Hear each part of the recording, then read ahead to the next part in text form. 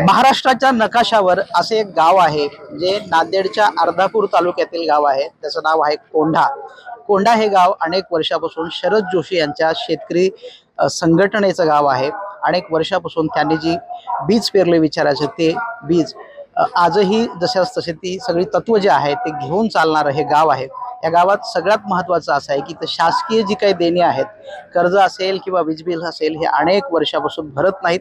कोणी जर गावामध्ये आलं तर अधिकारी असेल किंवा कर्मचारी असेल त्याला पिटाळून लावलं जातं. आणि यासाठी सगळ्यात मोठी शक्कल आहे ते गावकऱ्यांनी नेमलेली आहे. ती शक्कल अशी आहे की त्यांनी मारुतीच्या मंदिरावर घंटा बांधला. गावात कोणी आलं तर पहिल्यांदा घंटा वाजवला जातो आणि गावातली सगळी नागरिक एकत्र होतात आणि त्या अधिकाऱ्याला पिटाळून लावलं जातं. अनेक वर्षाचा हा इतिहास आहे. आपल्यासोबत ही सगळी गावकरी आहेत, त्यांच्याशी बातचीत करणार आहोत. हा सगळा प्रकार जो आहे, खरं पाहिलं गेलं तर म्हणजे शासकीय कर भरावा असा नियम आहे, पण तुम्ही शासकीय कर भरत नाहीत असं तुम्ही सगळेजण सांगतात. काय नेमकी कारण आहेत त्यामागे? त्याचं कारण म्हणजे साहेब, आम्ही एक ऊसाच्या संदर्भामध्ये सहकाराच्या विरोधामध्ये आंदोलन पुकारलं होतं. आणि आंदोलन पुकारल्यावर हे आमचा पूर्ण ऊसाचा पट्टा आहे. पट्टा असल्यामुळे प्रत्येक शेतकऱ्याकडे ऊसाचं हे क्षेत्र आहेच. त्यामुळं आपल्या परिसरातील काही शेतकऱ्याच्या समवेत आमच्या कोंढावाशी, जास्तीत जास्त कोंढ्याचे शेतकरी होते त्या आंदोलनामध्ये. तर त्या आंदोलनामध्ये कोंढ्यावरच अखंड कारखानदारानं सूड उगवण्याचा कार्यक्रम राबवला आणि त्यामध्ये जवळपास आम्ही 100 लोक होतो.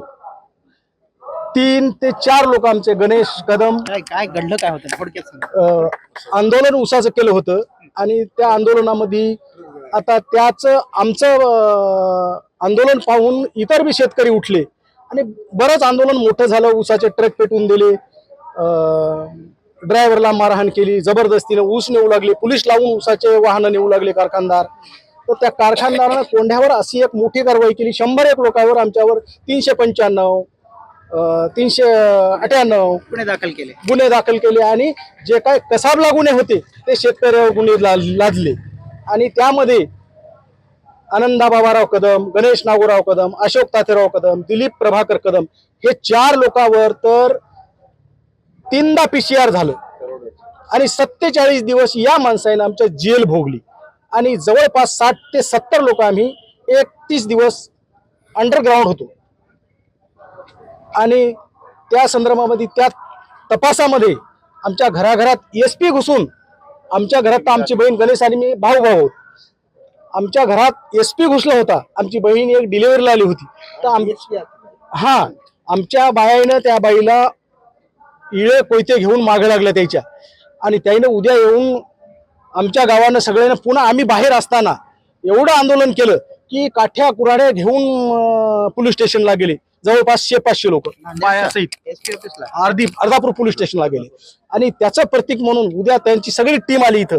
आणि ती टीम आल्यावर आमच्या मंदिरासमोर प्रांगणामध्ये आमच्या सगळ्या गावच्या महिला, लहान थोर, कुऱ्हाडी, काठ्या काय जे असतील ते घेऊन आम्ही सगळा लवाजमा जमला. आणि तेव्हापासून आम्ही या मंदिरावर उद्या आमची एक मिटिंग झाली संघटनेची, गाववाल्याची. आणि या घंट्याचं प्रतीक म्हणून बाबा आता कोणतंही दुसरं जर संकट आलं आपल्यावर तर घंटा वाजला की सगळ्या गावानं एक व्हायचं. आणि कोण जे येईल, प्रशासन येईल, प्रशासक येईल, कोण येईल त्याला आपण तोंड देऊ. 2002 पासून आम्ही घंटा बसवलेला आहे. घंटा बसवण्याचा इतिहास झालाय, गावाची एकी यामधून दिसतंय. मला सांगा, तुम्ही कर का भरत नाही? नेमकी काय कारण आहेत? म्हणजे आता काय त्यावेळेस तुमच्यावर अन्याय झाले वगैरे ठीक आहेत, पण वीज बिल भरत नाहीत किंवा इतर ह्या सगळ्या गोष्टी का भरलं जात? कसं आहे, कर भरायला केव्हा पाहिजे? उत्पन्न झाल्यानंतर कर भरायला पाहिजे. आम्ही शेती करतो, शेतीतून आम्हाला उत्पन्न तर सोडून द्या, घाटाच होतो प्रत्येक वर्षी. फक्त खायला पुरतं वर्षापुरतं अन्नधान्य होतंय. त्या पैशामधनं आमच्या आईवडिलाचा दवाखाना, मुलांचं शिक्षण आणि आमचा उदरनिर्वाह करून कसे पैसे उरतील? ते पैसेच उरत नाहीत. आम्ही नेहमीच कर्जबाजारी आहोत. तेव्हा आम्ही असं ठरवलं की शासनाने आम्हाला लुटलेलं आहे, लुटलं तेव्हा फिटलं, तुमचं आमचं मिटलं. दुसरी महत्वाची गोष्ट, हे आज शासन काय करते, केंद्र सरकार असो की राज्य सरकार, कानाला चांगलं ऐकायसारखंच फक्त आश्वासन देते, आश्वासनाची कोणतीच पूर्तता करत नाहीत. विम्याचा प्रश्न असो की शेतीच्या बाबतीमध्ये शासन हा कर्जमाफीचा सुद्धा विषय घेत नाही. आम्ही कर्जमाफी मागत नाही, आम्ही फक्त मागतो आमच्या घामाचं दाम. भीक नको व्हावे आम्हाला घामाची दाम. हमी भाव मिळत नाही असा हे विषय आहे. मला सांगा, कशा पद्धतीचं सगळं, तुम्ही सगळे शेतकरी संघटनेचे नेते आहात, हा ज्या पद्धतीने शेतकरी सगळं आज लढतायत किंवा शेतीमालाला भाव वगैरे मिळत नाही असं सातत्यानं सांगितलं जातं, हा विचार घेऊन तुम्ही चाललाय, म्हणजे ह्या सगळ्या कृतीचं तुम्ही समर्थन करतात का आणि काय तुम्हाला वाटते शासनाने केलं पाहिजे? कर वगैरे संबंधाने सुद्धा ना असं आहे, आम्ही कर भरतो, आम्ही कर भरत नाही असं नाही. कारण इंटरनॅशनल रेफरन्स प्राइसेस ज्या कमोडिटीच्या जितक्या आहेत त्याच्यापेक्षा कमी दराने इथं किमती प्रशासित केल्या जातात. उदाहरणार्थ जागतिक बाजारामध्ये कांद्याचे दर हे 40 रुपये आहेत, पण एक्सपोर्ट बंद केल्याबरोबर तो 6 रुपयावर येतो. याला किमतीचं प्रशासन म्हणतात, म्हणजे किंमत प्रशासित करणे असं म्हणतात. ही किंमत प्रशासित केल्यामुळे आम्ही जवळजवळ 100 रुपयाला 72% कर भरत आलेलो आहे. किमान 20 वर्ष असा सरकारचा आकडा आहे. त्याच्यानंतरचेही आकडे आहेत. पण सरकारने कबूल केलेली गोष्ट अशी, WTOला सबमिशन करत देत असताना त्यांनी सांगितलं की आम्ही अशा प्रकारे किमती प्रशासित करतो की जेणेकरून शेतकऱ्याच्या 100 रुपयाच्या मालाला 28 रुपये मिळतील. आता हा 72% जो आहे त्याला उणे सबसिडी म्हणते, कोणी टर्नओव्हर टॅक्स म्हणते. म्हणजे उलाढाल कर आम्ही भरतो म्हणून इतर कर भरणे हे आमच्यावर अन्यायकारक ठरते. म्हणजे तोही कर घ्यायचा, हाही कर घ्यायचा, आणि हे जे काही शेतीमालाला भाव मिळत नाहीत त्याचं कारण बाजारात मिळत नाहीत असं नाही, बाजाराला प्रशासित केल्या जाते आणि प्रशासित बाजारामध्ये किमती खाली ठेवल्या जातात. आणि या देशामध्ये कारखानदारी वाढवायची असेल तर शेतीमध्ये जास्तीत जास्त उत्पादन करून ते कमीत कमी किमतीमध्ये मिळवलं पाहिजे आणि शेतीमालाचे दर अशा स्तरावर स्थिर केले पाहिजे जेणेकरून त्याचा उत्पादन खर्च भरून निघणार नाही. ही पॉलिसी ऑन रेकॉर्ड आहे, ही पॉलिसी ऑन रेकॉर्ड आहे. म्हणून या सगळ्या ॲग्रिकल्चरल कमोडिटीचे दर हे उत्पादन खर्चापेक्षा खाली असतात बाजारामध्ये. आणि म्हणून हे जे सगळं चाललं या पार्श्वभूमीवर आम्ही कर्जा नहीं देंगे, बिजली का बिल भी नहीं देंगे हे आंदोलन चाललं. आणि गावामध्ये जर का काही असं अरिष्ट आलं, म्हणजे सरकारी अरिष्ट आलं, तर सगळ्यांना माहीत कसं पडणार, तेव्हा माहीत पडावं यासाठी हा घंटा वर बांधलेला आहे. आणि हा घंटा आता मोठा केला कारण आता त्या घंट्याचा आवाज थोडा मोठा व्हावा आणि तो दिल्लीपर्यंत पोहोचवावा. ही कोंढेकरांची जी काही भावना आहे त्या भावनेला अजून हे करायसाठी अजून प्रोत्साहन मिळावं यासाठी मी शेतकरी संघटनेचा अध्यक्ष म्हणून तो घंटा बांधायला आलो आहे. आणखीन काही गावातली मंडळी आहे त्यांच्याशी पण बोलायचंय. मला सांगा, तुम्ही घ्या ना. कुठली बिलं थकलेली आहेत, वीज बिल, आणखीन काय काय? म्हणजे साहेबांनी सांगितलेला हा विचार वेगळा, पण जे नेहमीच शेतकरी इतर भरतात त्यामध्ये आपण कुठलं काय काय? नाही, तसं बघायला जर गेलं तर वीज बिलाच्या संदर्भात सुद्धा असेल किंवा बँकेच्या कर्जवसुलीच्या संदर्भात सुद्धा आहे. जिथं जिथं नियमानं सगळ्या गोष्टी असतात तिथं आमचे शेतकरी गावकरी नियमित सगळं त्या ठिकाणी भरणा करत असतात.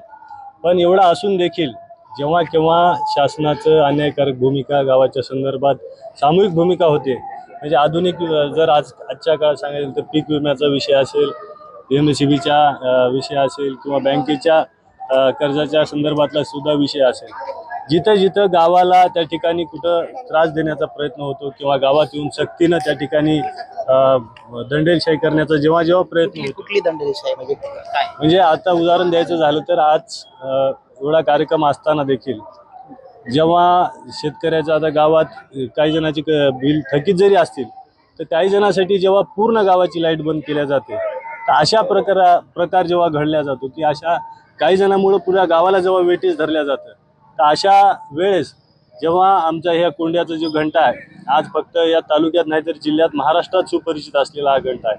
आमच्या गावात हे जरी असेल की इथं काय कुठल्या राजकीय विषय नाही आहे, शेतकरी संघटना हे म्हणजे कोंढा हे शेतकरी संघटनेचं केंद्र स्थान आजपर्यंत राहिलेलं आहे.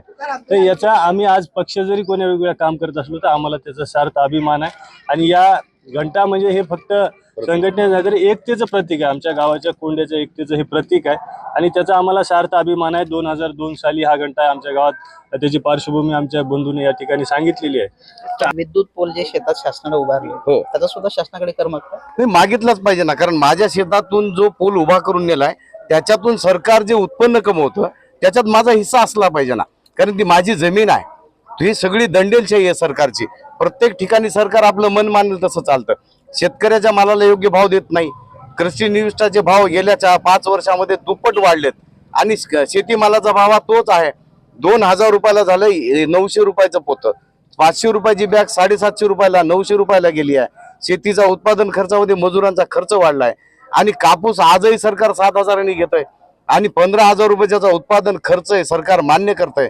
या देशात केंद्राची जी यंत्रणा आहे तीच भारतीय जनता पक्षाचं सरकार या महाराष्ट्रामध्ये आहे आणि त्यांचाच कृषी मूल्य आयोग आहे. तेच म्हणते की 15,000 रुपये उत्पादन खर्च आहे आणि तेच म्हणते की कापसाला 8,000 भाव देणार आहे आणि कापूस वेळेवर घेत नाहीये. ह्यातनं जो पैसा जातो तो आमचा करोडो रुपये आमच्याकडनं लूट होते. एकट्या गावाचा हिशोब बघितला तर एका कुटुंबाकडनं 2 लाखाच्या वर वर्षाकाठी होणारी लूट आहे. मग आम्ही काय देणं लागतं कर्ज जर सरकारचं? भरलेलं आहे तर गावाचं सिबिल म्हणजे वैयक्तिक सिबिल तर खराब होतच. कोण करतंय सिबिल खराब? त्यांनी बनवलेले हे पॅरामीटर्स आहेत, त्यांनी ठेवलेली ही दंडेलशाही आहे आणि ह्या सगळ्या पद्धतीने डिजिटल पद्धतीनं आम्हाला केलेलं हे अरेस्ट आहे. आमच्या भविष्याला यांनी लावलेली कुलुपा आहेत आणि हा स्वातंत्र्याचा लढा पुन्हा एकदा नव्या पद्धतीने शेतकरी संघटना उभारणार आहे. मागच्या काळातही लढलाय, येणाऱ्या काळात पण संघटना लढणार आहे आणि हे डिजिटल हॅरेसमेंट सुद्धा एक दिवस शेतकरी संघटना उलटून फेकणार आहे. शेवटचा मला सगळं हे सगळं जे सुरू आहे ज्या पद्धतीनं, जसं मी म्हटलं की त्यांना गावाचं सिबिल किंवा हे खराब होईल का, तर कसं पाहतात तुम्ही या सगळ्याकडे? खरं पाहिलं तर कोंढा हे गाव अत्यंत जागरूक आहे. शेतीचं अर्थकारण या गावातील तरुणांनी, ज्येष्ठांनी आणि महिलांनी देखील समजून घेतलेलं आहे. त्याच्यामुळं त्यांना आपल्या हक्काची जाणीव आहे. वसुलीला येणारा अधिकारी जेव्हा त्यांना शेतकऱ्यांना वीज किती वापरली, शेतकऱ्यांना कोणत्या सुविधा वापरल्यात याच्यावरून त्याचं कॅल्क्युलेशन करून ते शेतकऱ्याकडं कर वसुली करतो. मग आमचा ऊस असेल, आमचे पिकं असतील, शासनाने अत्यावश्यक सेवेच्या नावाखाली असे धोरणं बनवलेत की शेतकऱ्यांना सातत्यानं कर्जाच्या आणि उत्पादनाच्या मुख्य प्रवाहातच येऊ नये. ही सरकारची चूक या निमित्तानं आम्ही त्यांना जाणीव करून देतो. जसं तुम्ही तुमचे कॅल्क्युलेशन करता, महाराष्ट्रातल्या 4ही विद्यापीठांनी कृषी मूल्य आयोगाला जे काही उत्पादनाचा खर्च दाखल केलेला आहे त्या खर्चाचं जर पाहिलं आणि शासनाचं जर धोरण पाहिलं, उत्पादन खर्च अधिक 50% नफा हे जर सूत्र ठरवलं तर आज शेतकऱ्याला 12,000 ते 15,000 रुपये सोयाबीनला भाव मिळतो, हे शासनाच्या आकडेवारीनुसार. परंतु प्रत्यक्षात केंद्र सरकारनं जाहीर किती केलं तर 5,000च्या जवळपास आणि तोही बाजारात 4,000पेक्षा जास्त मिळालेला नाही. मग हा दोष शेतकऱ्यांचा आहे का? हा दोष सरकारच्या धोरणाचा आहे. आणि म्हणून ही जाणीव, ही वस्तुस्थिती या घंट्याच्या माध्यमातून शेतकरी चळवळीच्या विचाराने या गावकऱ्यांनी सरकारला करून दिलेली आहे. शासनाला काय सुचवाल शेवटचा? शासनाला आमचं एवढंच एक विनंती असणार आहे की या घंट्याचा आवाज ऐका. हा घंटा काही नियम तोडण्यासाठी नाही, तुमचे नियम दुरुस्त करण्यासाठी गावकऱ्यांनी बांधलेला आहे. या घंट्याचा आवाज ऐकून तुम्ही तुमच्या धोरणात बदल करा, नाही तर तुम्हाला धोरण करतेच राहता येणार नाही. हा एक सूचक इशारा या मारुती रायाच्या चरणी घंटा बांधून लोकांनी दिलेला आहे. व्हिडिओ जर्नलिस्ट गणेशसह गजानन देशमुख, TV9 मराठी, कोंढा, नांदेड.